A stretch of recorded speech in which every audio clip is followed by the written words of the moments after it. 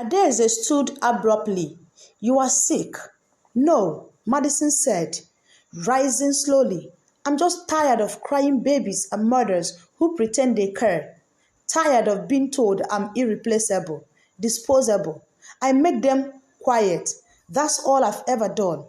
Before Jordan could react, Madison lunged, quickly as a whip.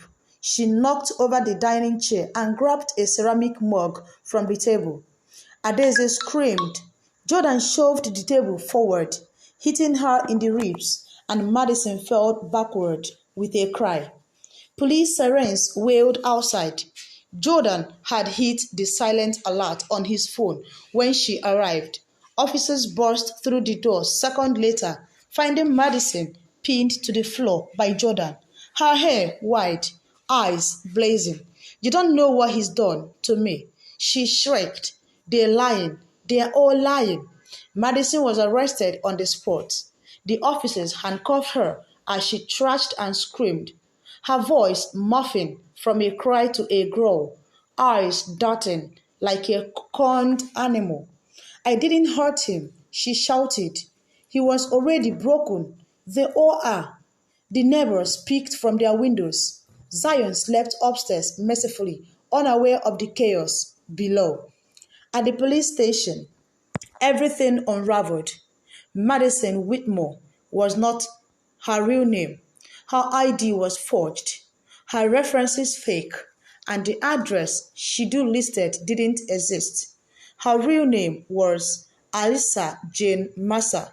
She'd been accused, never charged, of child endangerment in 2 provinces and fired under suspicion from 3 families in the last 5 years, always disappearing just before things get serious. No one had ever managed to gather hard evidence until now. Jordan handed over hours of footage, carefully catalogued, time-stamped, and backed up on 3 devices. The police and CPS took it serious for once. The justice system was on their side. Madison Ausa was denied bail.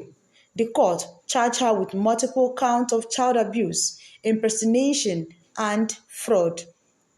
But while justice was in motion, healing at home was not so simple. Zion had stopped smiling.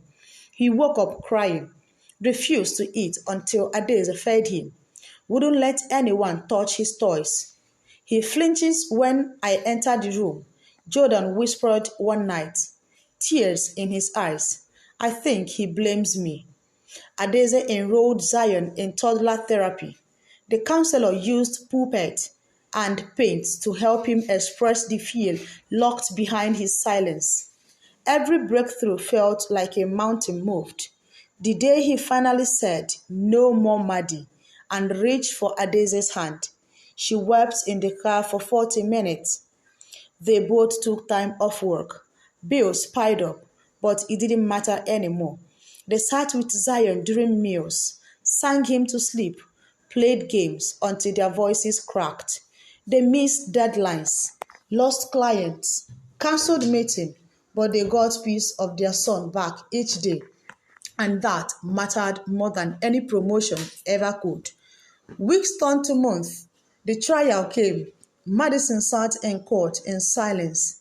As the judge reviewed the footage, her expression never changed. Not once, but when Zion's bruised photos were shown and his muffled cries echoed through the speakers, gasps filled the courtroom. Even the bailiff turned away. She was sentenced to 13 years with no parole for 7. But justice didn't bring peace. Adaeze stood outside the courthouse, Zion in her arm, and told the press, "If you're a working parent, if you're overwhelmed, tired, desperate, please don't choose trust over truth. Vet your caregivers, install cameras, ask the hard questions, and above all, listen to your child." The videos of her speech went viral. Parents worldwide reached out, some with gratitude, others with their own horror stories. One message stood out. It was from a woman in Manitoba. "She worked for us too.